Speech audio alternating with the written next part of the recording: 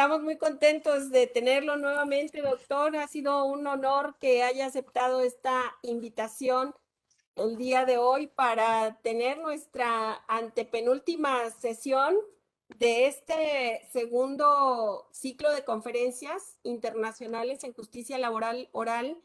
Y bueno, pues decirle que a nombre del presidente del Supremo Tribunal de Justicia y del Consejo de la Judicatura, el magistrado Daniel Espinosa Licón, pues le manda un cordial saludo y un agradecimiento por estas participaciones que usted ha tenido a bien darnos ya esta segunda ocasión.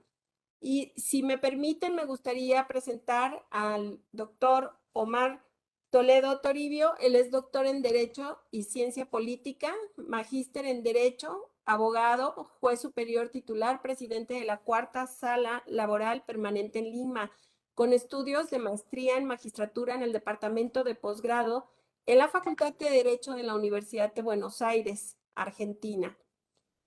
Tiene estudios de litigación oral laboral en el California Western School of Law de la Universidad de Medellín y en la Escuela Judicial Rodrigo Lara Bonilla en Colombia. Ha realizado pasantías internacionales en el sistema de justicia laboral de Chile, organizado por el Centro de Estudios de Justicia de las Américas. Es profesor del curso de Derecho Constitucional Laboral en la Maestría de Derecho del Trabajo de la PUCP, catedrático de la Facultad de Derecho, Unidad de Posgrado de la Universidad Nacional Mayor de San Marcos, eh, catedrático de la Facultad de Derecho en la sección de posgrado de la Universidad de San Martín de Porres, asociado ordinario de la Asociación Peruana de Derecho Constitucional y delegado en Perú de la Asociación Latinoamericana de Jueces de Trabajo. Ostenta la condecoración con la Orden del Trabajo en grado de oficial otorgado en el 2010 por el Supremo Gobierno y la Medalla Cívica del Derecho otorgada por el Ilustre Colegio de Abogados de Lima. Ha publicado diversos libros como Nulidad de cosa juzgada fraudulenta laboral en 2009, además la tercerización laboral, outsourcing y la casación laboral en las gacetas jurídicas de las instituciones de derecho procesal del trabajo en Lima 2020 en la Gaceta Jurídica. Pues sin más preámbulos, quiero dejar con ustedes al doctor Omar Toledo Toribio y muchas gracias por su paciencia. Aquí estamos. Gracias. Adelante.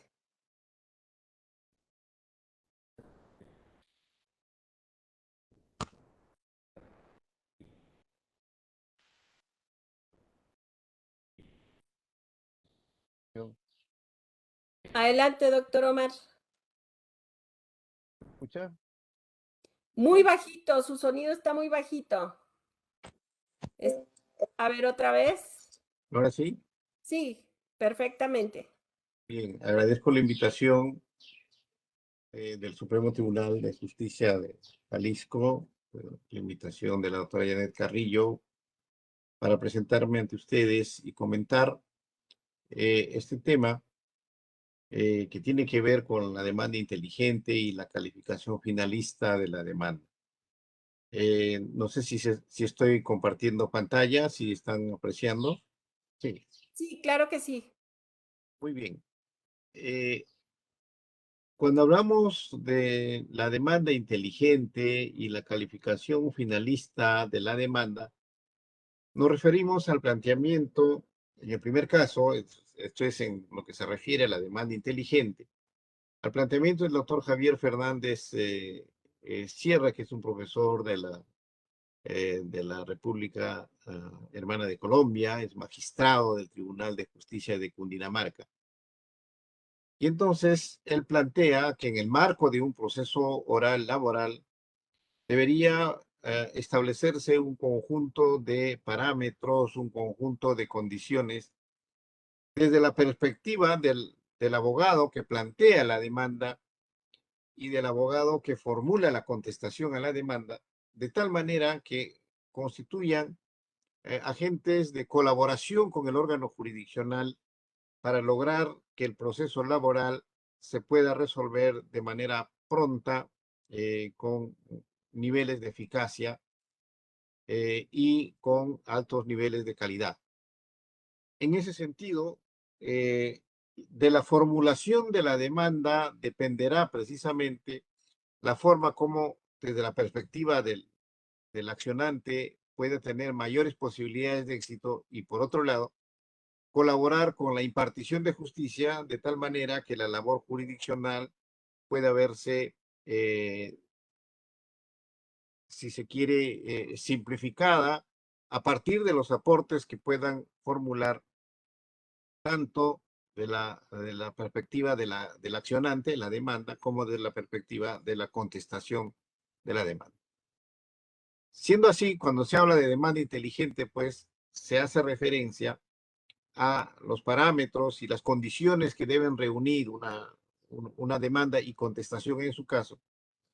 Y la contracara de ello es la calificación finalista de la demanda. La calificación finalista de la demanda viene a ser ya la actividad jurisdiccional por parte del juez, que debe tomar en cuenta un conjunto de, si se quiere, buenas prácticas a efectos de poder enfocar adecuadamente la controversia desde una etapa temprana. Se habla del case management, esto es la aproximación temprana o el manejo judicial del juez del caso, de tal manera que, que desde el inicio pueda identificar si estamos ante un caso fácil o un caso difícil, y en todo caso adoptar medidas o establecer disposiciones con el objeto de prevenir cualquier eh, complicación que pueda existir durante el proceso y que pueda prolongar la solución del mismo, y especialmente con el objeto de resolver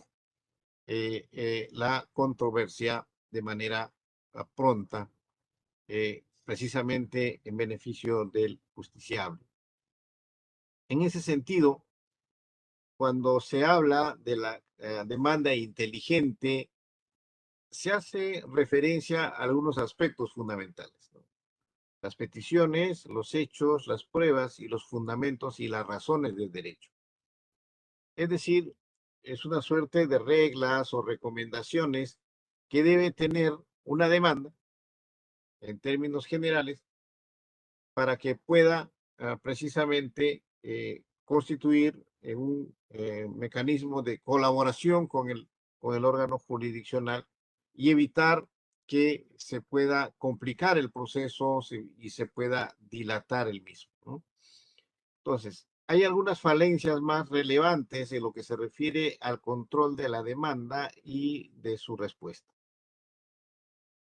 Por un lado, cuando existe una petición genérica o imprecisa, ¿no? Entonces, se recomienda precisamente de que la demanda debe contener un planteamiento claro y específico de cada una de las pretensiones. Si se reclama beneficios sociales, es decir, derechos sociales o derechos laborales, tendrá que especificarse cada uno de ellos de manera concreta.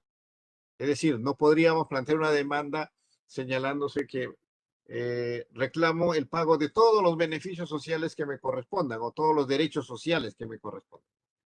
Entonces, en ese caso tendrá que precisarse de manera explícita cada uno de ellos, ¿no? No conozco en concreto los derechos sociales que le corresponden en el caso de vuestro país, pero en todo caso es necesario precisar cada uno de los derechos que le correspondería al trabajador. Y en todo caso, si se plantea, digamos, una desnaturalización de la tercerización o la declaración de una tercerización fraudulenta, evidentemente en esos casos también podría plantearse o debería plantearse de manera expresa, ¿no? Luego, se aprecia que en algunos casos se adolece de la indefinición del derecho pretendido, ¿no? Aquí se recomienda ciertamente que el derecho que se está reclamando debe definirse de manera nítida y evitar cualquier tipo de confusión al momento de la, digamos, la lectura de la demanda. Igualmente, cuando se produce una deficiente enunciación, cuando se mezcla hechos, argumentos y consideraciones subjetivas que en muchos casos no vienen al caso, ¿no? ¿No? Valga la redundancia. a veces se suele plantear en la demanda argumentos eh, o contiene la demanda fundamentación que hace referencia a aspectos subjetivos sobre el comportamiento de pronto del empleador, que al final, desde el punto de vista concreto para la resolución de la controversia, no tiene mayor trascendencia. Entonces,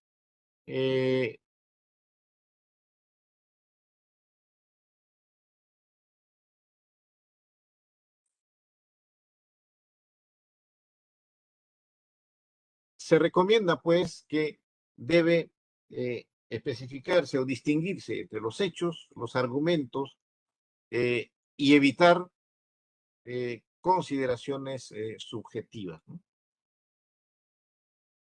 Luego, se aprecia en algunas demandas que existe, digamos, una formulación en el sentido de exagerar el monto pretendido o el monto que se está reclamando.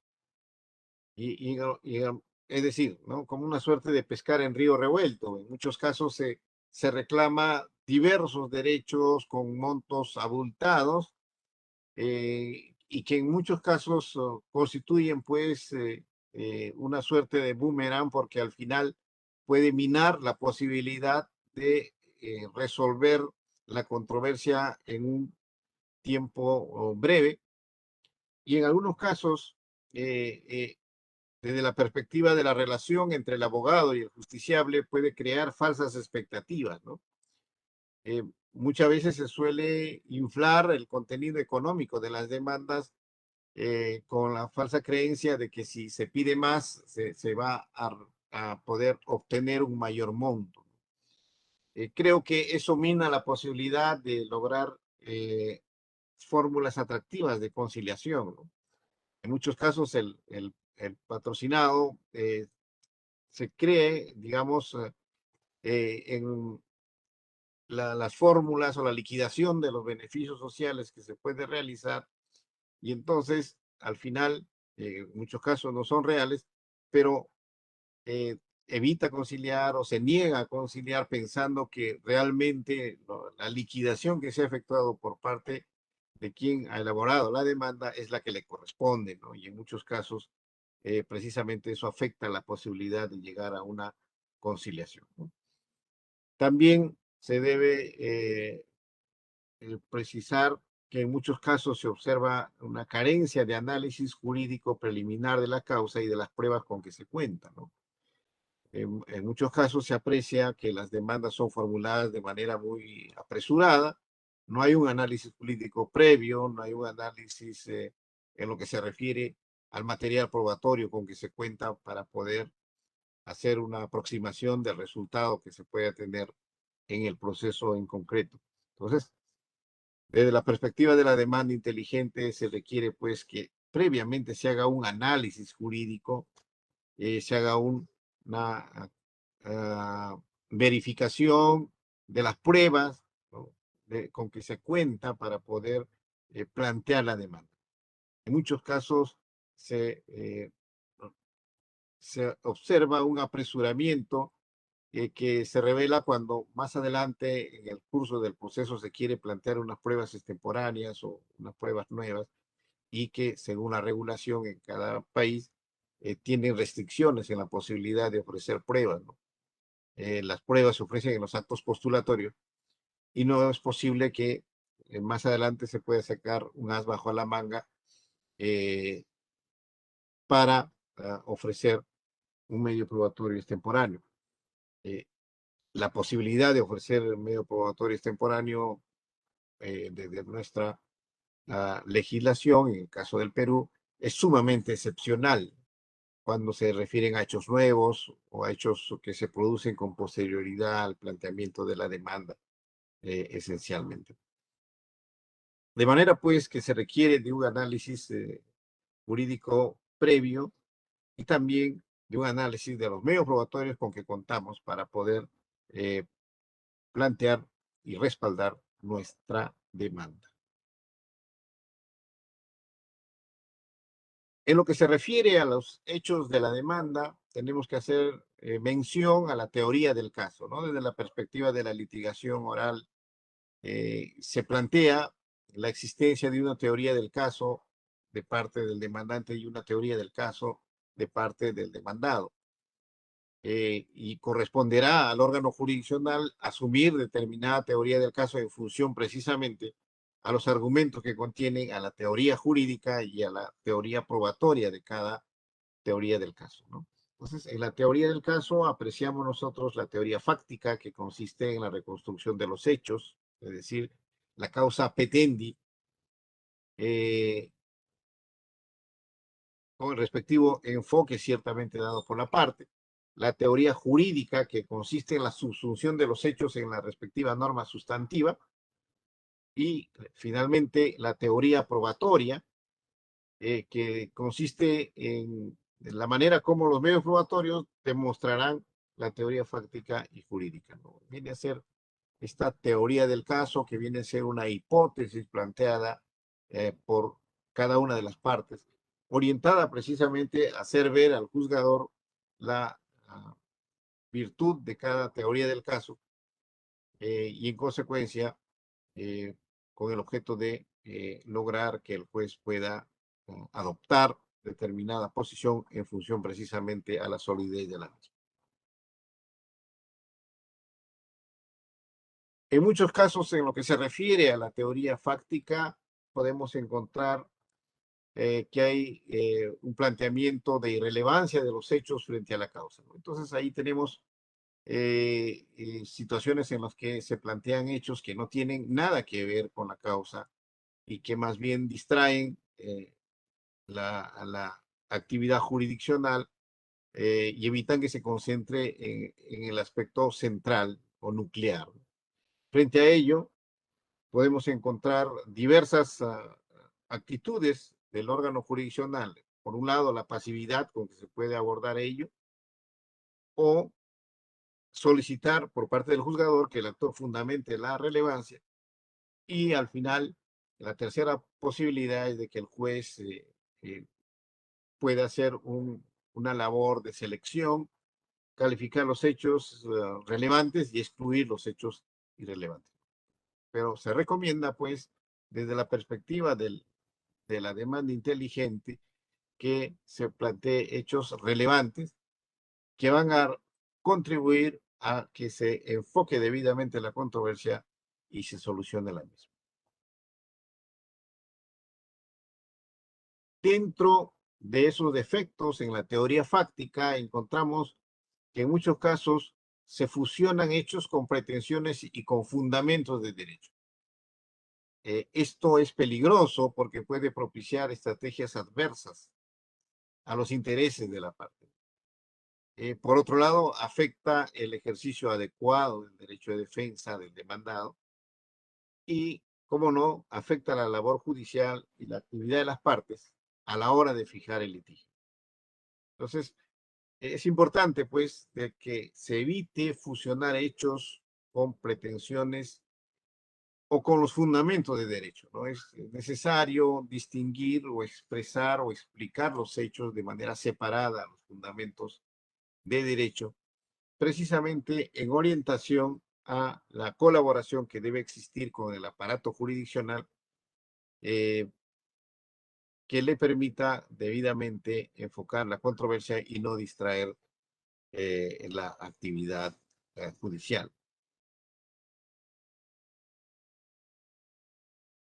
Para evitar esa deficiente clasificación, individualización o enumeración de los hechos, se recomienda que estos deben expresarse por separado, ¿no? De manera autónoma. Si es posible, enumerarse como recomienda la norma procesal civil en nuestro caso.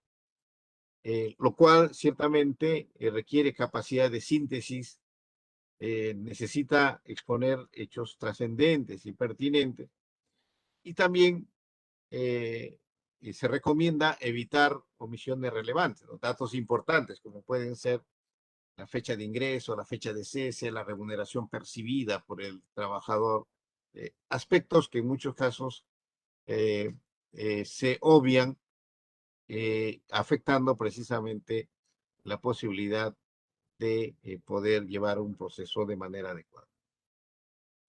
También se observa que hay una confusión en de lo que significa un hecho jurídicamente relevante con argumentaciones teóricas, sofismas o mera retórica, argumentos jurídicos e incluso valoraciones subjetivas, ¿no? Creo que desde la perspectiva de una demanda inteligente debería plantearse los hechos relevantes de manera concreta, orientados precisamente a hacer conocer al órgano jurisdiccional nuestro planteamiento, nuestra posición, ya sea desde la perspectiva de la demanda o la contestación.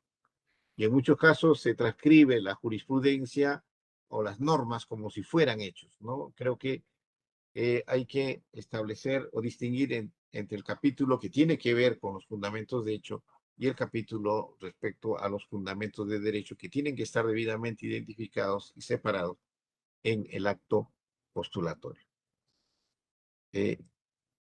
Ciertamente se deben evitar expresiones injuriosas o irrespetuosas con el órgano jurisdiccional o la parte contraria. Se debe evitar plantear hechos que no respaldan ninguna pretensión. Tampoco se recomienda una expresión lacónica de hechos o una expresión breve de los hechos que puede pues originar la omisión de detalles importantes y necesarios en una controversia jurídica. Y cuando ya nos referimos a las pruebas en concreto, los medios de prueba que se ofrecen deben superar pues el test de necesidad, de pertinencia, de conducencia, precisamente con el objeto de que sean pruebas necesarias, sean pertinentes a la controversia y sean pruebas que nos conduzcan a esclarecer determinado hecho o acreditar determinada circunstancia por parte del justiciable. Las partes deben aportar las pruebas que tienen en su poder y esto es muy importante, se recomienda a los abogados que antes de plantear la demanda puedan desplegar una capacidad investigativa, es decir, previamente puedan ocultar los documentos o puedan conversar con personas que tienen conocimiento de las circunstancias particulares o de pronto preparar los medios probatorios, la pericia que se quiere ofrecer y de esta manera ya ingresar al proceso o plantear la demanda ah, con con el conocimiento debido de lo que puede surgir durante el desarrollo del proceso, ¿no? Y evitar sorpresas que pueden afectar su estrategia.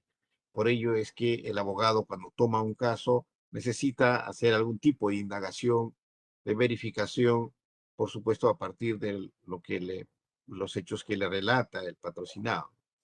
En muchos casos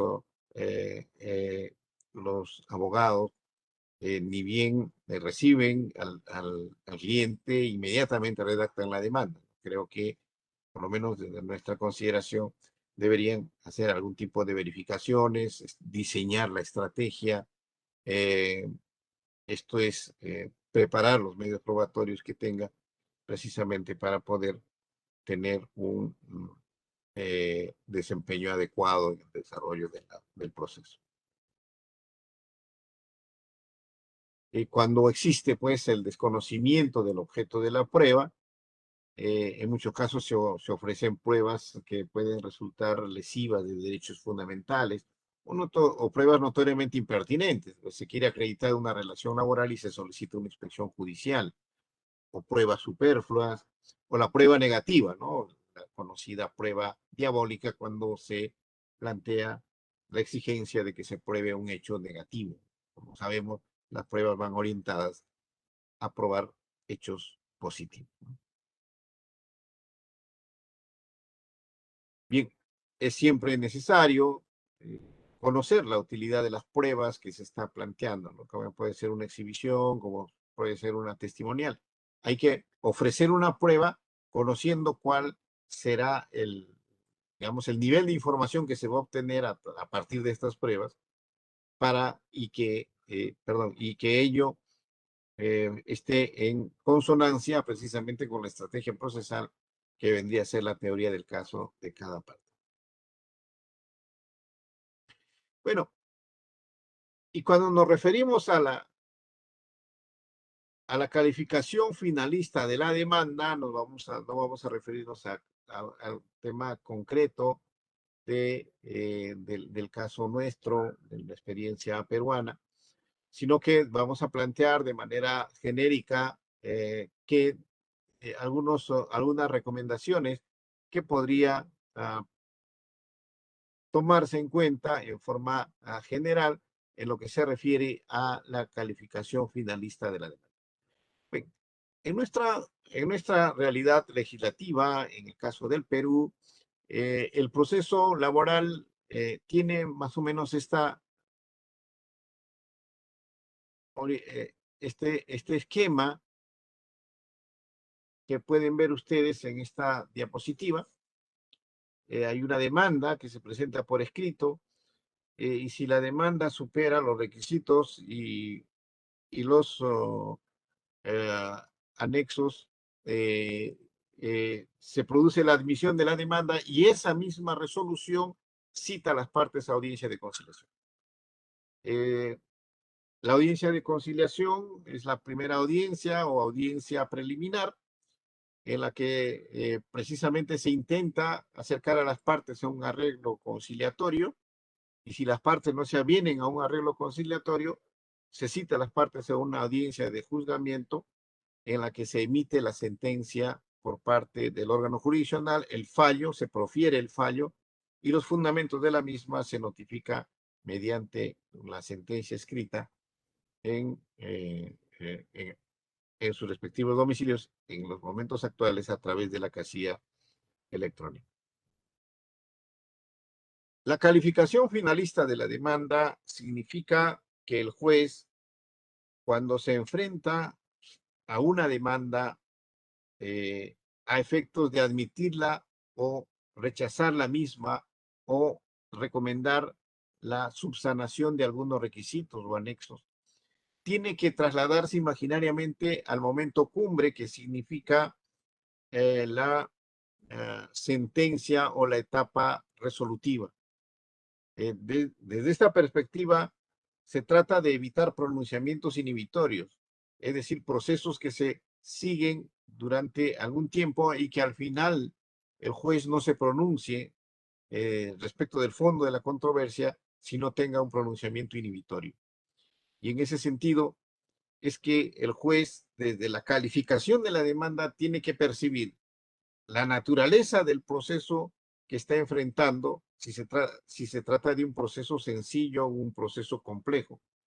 Y si fuera así, si fuera un proceso complejo, adoptar determinadas medidas como disponer que las partes presenten determinados medios probatorios, facilitando la actividad jurisdiccional. Si se tiene que presentar información respecto a las planillas y los registros de las remuneraciones de los trabajadores, el juez en una calificación finalista tendría que plantear o recomendar que se presente un soporte magnético que facilite el conocimiento por parte del órgano jurisdiccional. Y por otro lado, el juez debe percatarse desde el momento calificatorio si es que precisamente estamos ante una demanda que tiene asidero desde el punto de vista de la procedencia, es decir, desde el punto de vista del encuadramiento legal de la misma. Y tiene la posibilidad de rechazar la misma cuando estamos, digamos, de manera ejemplo, ante una causal de imposibilidad jurídica o imposibilidad física. Por otro lado, se recomienda pues al juez tener sumo cuidado cuando se refiere precisamente al ejercicio de derechos laborales que tienen plazos perentorios de prescripción o caducidad, en cuyo caso debe verificar precisamente si estamos ante el ejercicio de la demanda dentro de los plazos concedidos por la ley. Reitero, si se trata de pretensiones sujetas a plazos de caducidad o prescripción, y evitar continuar un proceso, ¿no? Para tener una resolución y luego obtener una resolución inhibitoria. Me refiero específicamente en el caso de las acciones que están sujetas a plazo de caducidad que pueden ser declaradas de oficio, ¿no? En el caso de la prescripción, ciertamente habría que esperar que la parte contraria pueda invocar la prescripción de la acción, ¿no? De manera, pues, a partir de estas recomendaciones que significa la demanda inteligente y la contraparte que viene a ser la calificación finalista de la demanda, es que se recomienda al órgano jurisdiccional tener sumo cuidado al momento de calificar la demanda, puesto que tiene que hacerse con una proyección hacia el futuro, eh, eh, preveyendo aquellas situaciones que en el curso del proceso puedan entorpecer el mismo. Estos conceptos quería expresarles a ustedes en esta oportunidad, agradeciéndoles de manera enfática la oportunidad que se me ha concedido. Muchas gracias.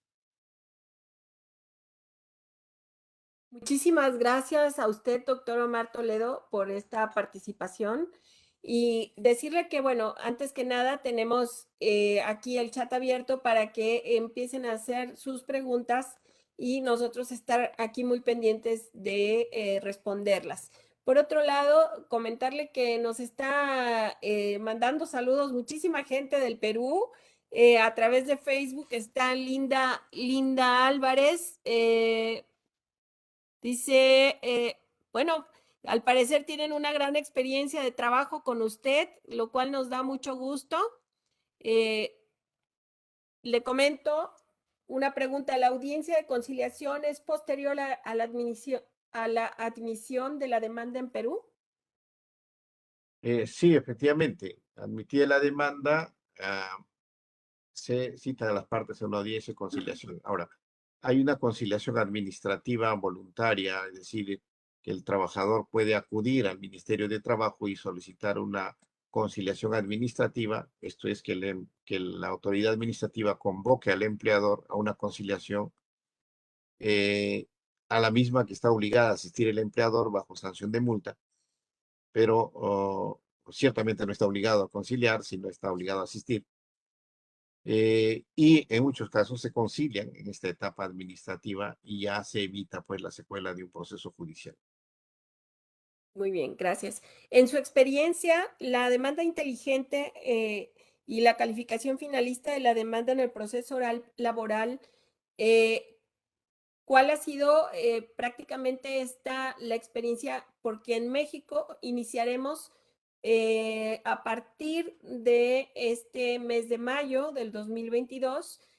Tenemos como que la fecha fatal de dar inicio en el estado de Jalisco, porque en México ya se ha venido presentando de manera gradual la inclusión de la reforma laboral oral. Aquí existían juntas laborales, ahora habrá juzgados, habrá una selección de jueces, habrá un movimiento enorme. Entonces, la tarea es titánica en el Estado, sobre todo para el presidente del Supremo Tribunal y del Consejo de la Judicatura, del Poder Judicial aquí, porque la implementación viene con todo, ¿no? Y entonces, desde su experiencia, doctor, ¿qué es lo que nos puede recomendar para la implementación? Bien, en lo que se refiere a la implementación, bueno, nosotros hemos tenido la satisfacción de haber integrado el equipo técnico de implementación de la nueva ley procesal de trabajo allá por el año 2010, en que se emite la nueva ley procesal de trabajo en el Perú y se introduce este nuevo modelo procesal basado en la oralidad y el uso intensivo de la tecnología. Ciertamente, uno de los aspectos fundamentales es la capacitación, no solamente de los jueces y los operadores judiciales, sino también de la capacitación de los abogados. Y aquí es importante la intervención de los gremios de abogados, de los colegios de abogados se denominan aquí, precisamente para poder capacitar, porque es una nueva forma de litigio, ¿no? Es necesario que ingresando a este nuevo sistema y aún más teniendo en cuenta que la justicia laboral en su país está ingresando recién al ámbito jurisdiccional, ¿no? Por lo menos en primera instancia. Y en consecuencia, eh, creo que la capacitación es fundamental. Así Eh, es. y, y, y además, prepararse para lo que viene, ¿no? Porque cuando se inician los órganos jurisdiccionales nuevos, como sucedió en nuestro caso, ciertamente inician con carga cero y es posible llevar adelante de manera adecuada los plazos procesales. Pero precisamente hay muchas personas que tienen bajo la manga, esperando el ingreso del nuevo sistema, igualmente va a suceder en el caso vuestro, y van digamos, incrementar la demanda judicial, es decir, número de casos, para lo cual se debe estar preparando siempre con planes de contingencia. Por supuesto, y ese es una excelente tip el que nos da. Muchas gracias. Nos mencionan en Facebook, con usted, doctor Omar, ¿qué tanto por ciento se solucionan audiencias de conciliación y cuántas entran a juicio? Incluso hay demandas que no prescriben de oficio con usted. Es más bien un comentario que hace una persona aquí. Eh, Hay otra pregunta. ¿Qué tipos de recursos, nos dice Francisco Javier Guadarrama, qué tipos de recursos ordinarios de impugnación prevé el proceso laboral en el Perú? Bien. Y bueno, en cuanto a los niveles de conciliación, ciertamente existen algunas dificultades, eh, eh, sobre todo precisamente porque no hay, digamos, un incentivo. Desde nuestra perspectiva, por decir, consideramos que debería cambiarse el sistema de la aplicación de los intereses eh, eh, laborales, ¿no? Es decir, cuando se reclaman pretensiones de naturaleza económica, los intereses que se pagan por deudas laborales cuando, digamos, ha terminado el proceso laboral son menores al interés o a la tasa bancaria, ¿no? Y en muchos casos esto no incentiva la conciliación. Algunos empleadores prefieren no conciliar y luego pagar con un interés bajo los beneficios sociales ya a través de una sentencia, ¿no? Creo que allí está un motivo por el cual la conciliación no tiene, digamos, mayor, uh, digamos, efecto en lo que se refiere a la cantidad de procesos conciliados. Sí hay procesos conciliados, pero no en la cantidad que se quisiera puedan conciliarse, y lo cual evidentemente necesita de un conjunto de medidas, entre ellas como las mencionadas. Eh, En lo que se refiere a los recursos impugnatorios frente a la sentencia del juez de primera instancia, se puede interponer un recurso de apelación ante la sala laboral y resuelto el proceso laboral en segunda instancia, se puede interponer un recurso de casación ante la Corte Suprema de Justicia, que en el caso nuestro es unitaria. Hay una sola Corte Suprema con salas especializadas en la capital de la República.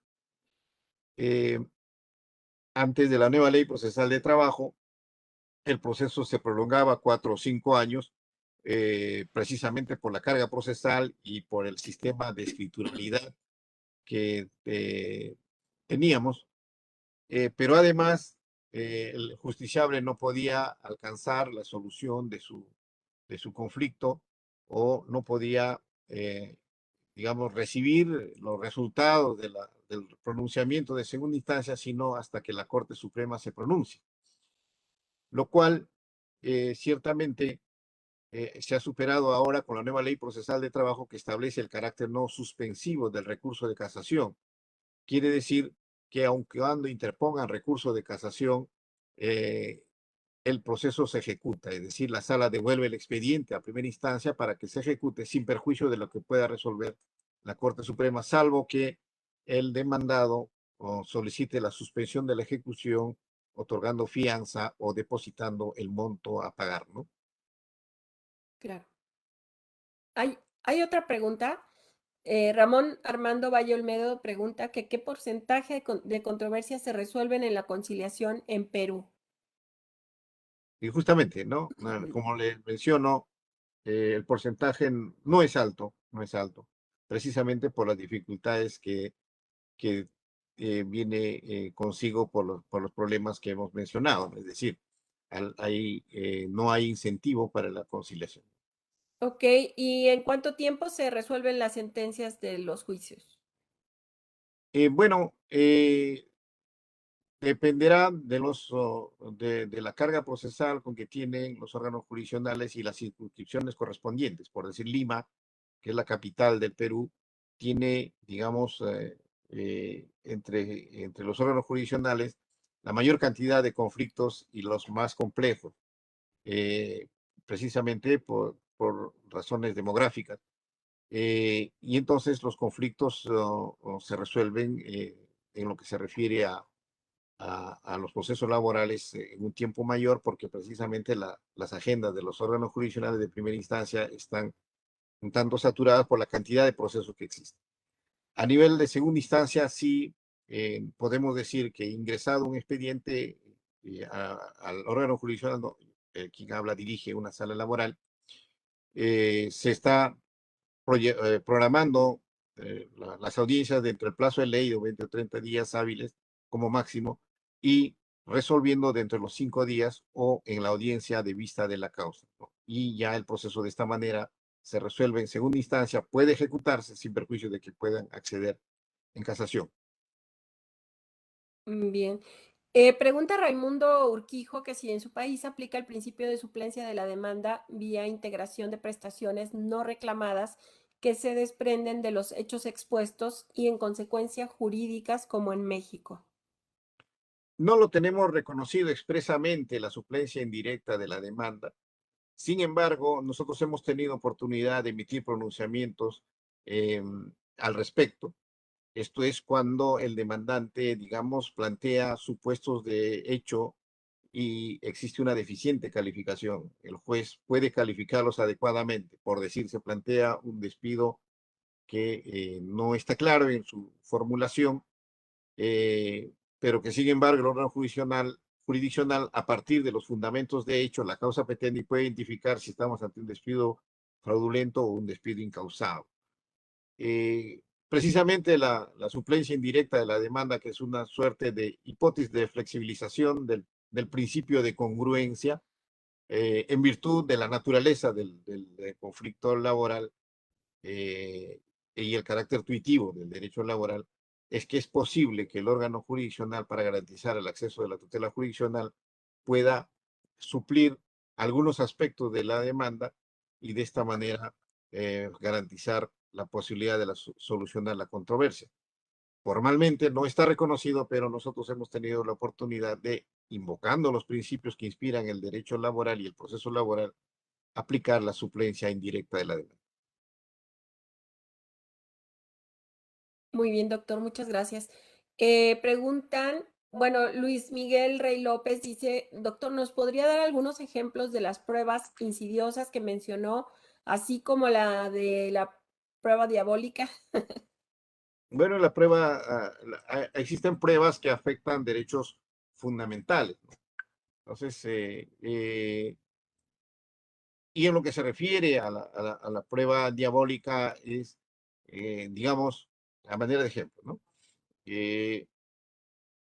Si el trabajador demanda la indemnización por el no goce del derecho vacacional, es decir, el trabajador reclama una indemnización que está acordada en nuestra legislación, el decreto legislativo 713, porque el empleador no le otorgó el derecho a gozar de las vacaciones, es decir, al descanso físico, ¿no? Entonces, eh, de acuerdo a la teoría de la carga dinámica de la prueba, quien debe probar es aquel que está en mejores condiciones de hacerlo. Sin embargo, algunos pretenden que el trabajador demuestre que no salió de vacaciones o que no hizo uso del goce vacacional, cuando en realidad, de acuerdo a la teoría de la carga dinámica de la prueba, el que debe probar que sí concedió el derecho al descanso físico es el empleador. Igualmente, otro ejemplo de prueba diabólica. Nosotros tenemos una presunción de laboralidad. Señala el artículo 23.2 de la nueva ley procesal de trabajo. Acreditada la prestación personal de servicios, se presume la existencia de un contrato de trabajo a tiempo indeterminado, salvo prueba en contrario. Y entonces algunos, cuando quieren obtener o quieren encontrar cuál es esa prueba en contrario, señalan que el empleador debe demostrar la no subordinación. Pero evidentemente es una prueba diabólica, no se puede demostrar la no subordinación. Lo que tendría que demostrarse, en sentido positivo, es que es la autonomía de la prestación. Esos dos ejemplos sobre prueba diabólica. Muchas gracias. Menciona el licenciado René Mendoza Álvarez. La demanda inteligente no es propia del procedimiento oral, sino que es aplicable en todas las demandas de cualquier naturaleza y en todos los procedimientos. Es importante seguir las recomendaciones. Ay Dios, perdón porque luego se me mueve. Las recomendaciones expuestas a la hora de demandar, contestar y ofrecer pruebas, pues es costumbre que los litigantes elaboran escritos de contenido repetitivo, desordenado y kilométricos y pretenden crear confusión y alteración del mundo fáctico pretendiendo beneficiarse. Muchas gracias por su aportación y la aclaración al licenciado René Mendoza. Ramón dice, ¿está de acuerdo, maestro, que para que se concilie una controversia depende mucho de la persona que lleva a cabo la mediación? Es decir, que tengan las habilidades necesarias para convencer a las partes. Bueno, Ramón dice, maestro, ¿los mediadores en el Perú están capacitados para resolver la controversia mediante el proceso de mediación? En el Perú, en lo que se refiere a la conciliación extrajudicial, es decir, fuera del proceso judicial o previo al proceso judicial, existen dos tipos de conciliación. La conciliación administrativa, que se realiza ante el Ministerio de Trabajo, y la conciliación privada. Sin embargo, la conciliación privada está en suspenso por disposiciones eh, del Poder Ejecutivo, precisamente porque es necesario implementar un sistema de capacitación o un sistema de formación de conciliadores laborales. Como ustedes saben, la controversia laboral es sumamente especial y requiere precisamente el conocimiento de los principios del derecho laboral, entre ellos el principio de irrenunciabilidad de derechos, lo cual evidentemente es necesario que quien se encargue de conducir un proceso de conciliación tenga conocimiento para poder ejercer debidamente esta función, ¿no?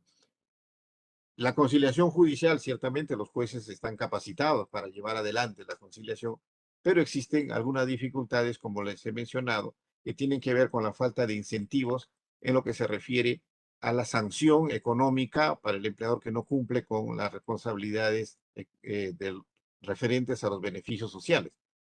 Si la sanción en lo que se refiere a los intereses sería igual a la tasa bancaria, evidentemente lo pensaría bastante un empleador que no ha cumplido sus obligaciones económicas para con el trabajador continuar el proceso, ¿no? Bien. Preguntan que si los juzgados en Perú conocen de varias materias, o sea que si son mixtos.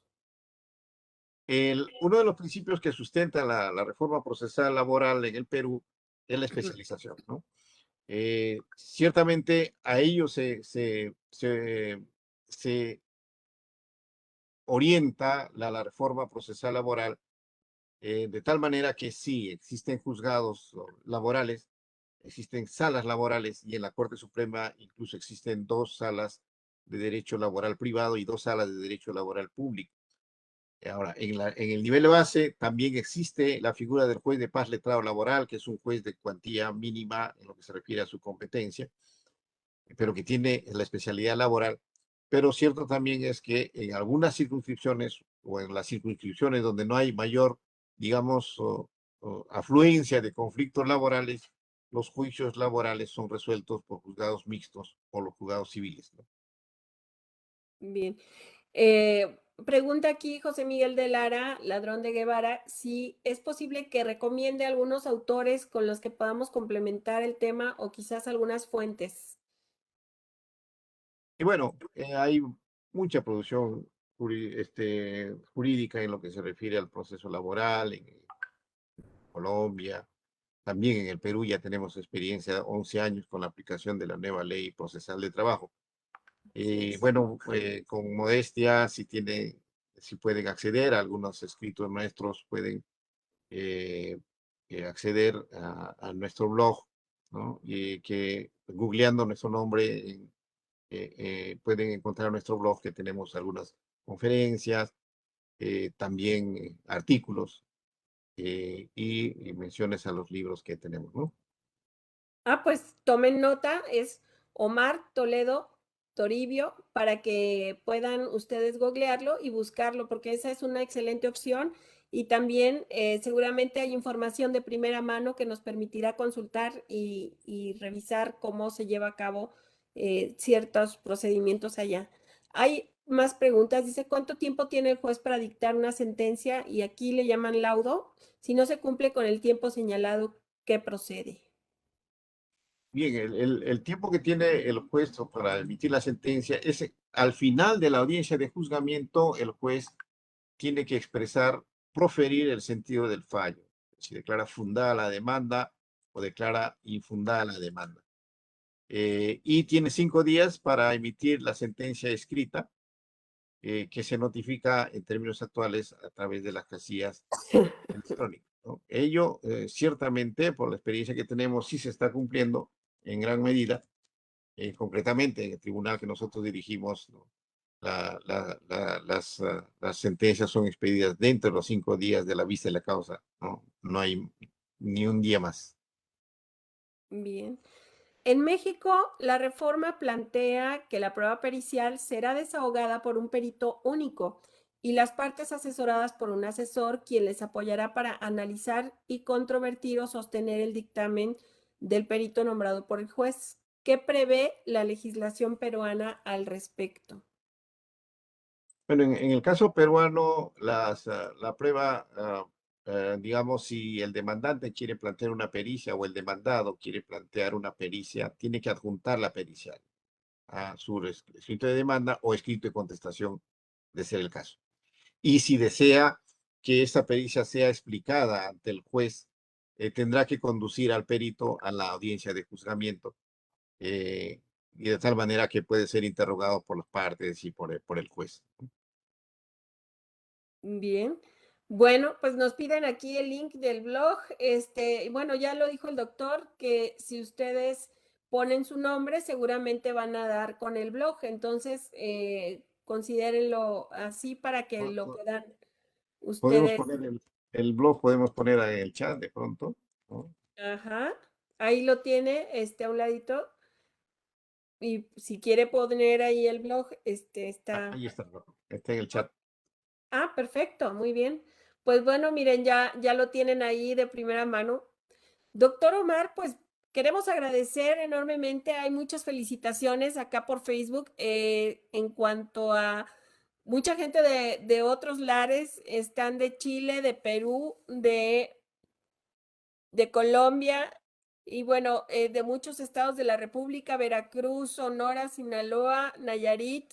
Bueno, como tengo acá una pantalla, estoy revisando de Baja California, de Quintana Roo, en fin, créanme que toda la República Mexicana ha estado aquí muy pendiente de estas charlas y comentarle que, bueno, estamos casi en el cierre casi cerrando con broche de oro con estas conferencias y agradecer enormemente el favor de su distinción el día de hoy. Bien, le agradezco a ustedes esta invitación, a usted, doctora, también al magistrado, amigo, el Daniel doctor William Quiroz, Quiroz, que ha sido el sí, artífice de nuestra presencia aquí, sí, sí, sí, que aquí ya lo esperamos próximamente también. y Creo que el mes que al entra. presidente del Tribunal Supremo de Justicia y al director de la Escuela Judicial por esta invitación y a la disposición de ustedes en el momento que lo consideren pertinente. Un gran abrazo y que se conserven bien. Que tengan una linda tarde. Buenas tardes. Gracias.